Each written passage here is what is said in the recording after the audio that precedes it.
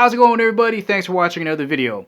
Now, last month I posted a quick video featuring this Mack 90 spiker conversion done by M13 Industries out here in Las Vegas, and I got so many questions and comments requesting to get this on the table so we could have a closer look that I figured let's do it so we can just admire what an awesome job that they did getting this to look like probably what it did before it had to be converted into a sporter conversion.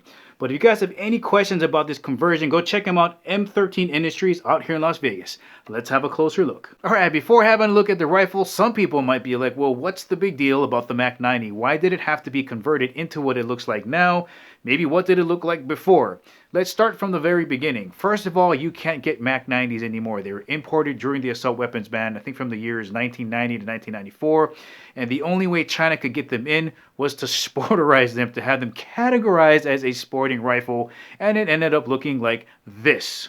Alright, I know you can't see it in this picture, but the threaded barrel is gone, so you can't put a muzzle device on it. They shaved off the bayonet lug, so you can't install a bayonet. Further toward the rear, you see the absence of a normal AK grip and buttstock for the replacement of a thumbhole stock on there. And they shipped with 3 5-round magazines instead of 30-round magazines. And they sold for just $189. Alright, the Mack 90s are made in 2 companies in China, Polytech and Norinco. The one we're going to look at is a Norinco, although the Polytech one seemed to be worth more money. If you can get your hands on one, get them because they're both super high quality. And it is my strong belief, guys, that if people back in the 90s knew as much as we know now about AK-47s, because people now are way more educated, it would have sold for way more than $189. People back in the 90s were probably like, hey, what is this cheap Chinese AK-47? This must be rubbish. But when you actually look at what's in the box, guys, it's a blued receiver, blued barrel. The receiver is thicker. It's 1.5 millimeters versus the standard 1 millimeter. And you pick up a heavy chrome line barrel. Say what? And that's right, guys. Nobody bought these golden pieces of AK-47 history just sitting there for $189. And now in today's economy, it's worth anywhere between $750 and $1,000 depending on its condition and who you're buying it from.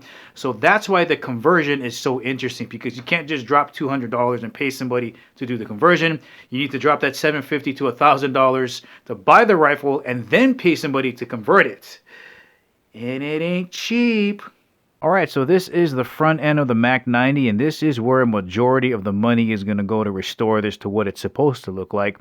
Again, you got to remove the old block because the old one doesn't have the bayonet lugs. They got cut off right here. So the set that's on here now costs between, I'd say, $250 to $300. It's going to come with the block and the bayonet. You're going to notice that the finish is different on the block, but the bluing here on the actual bayonet is the same as the bluing on the barrel and the gas block.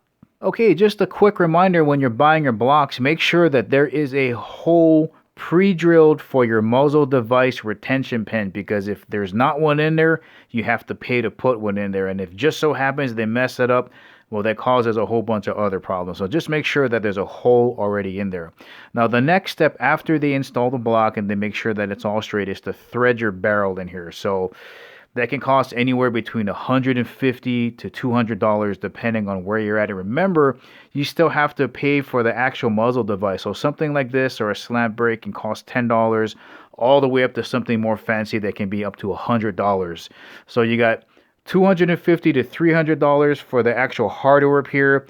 Then you got to thread the barrel, that's anywhere between $150 to $200, and then your muzzle device, it can cost anywhere between $10 and $100. Aye. Alright, I just wanted to show you guys a closer look at the bluing on the barrel here and at the gas block area, right down through the barrel here. Look at that bayonet, man. That looks so slick in there. I'm going to show you a closer shot of this handguard because it's actually cut for this bayonet. And look at that wood. Damn. And just in case you're wondering, there is the Made in China. This was imported by a company called Sports Arms out of Miami, Florida.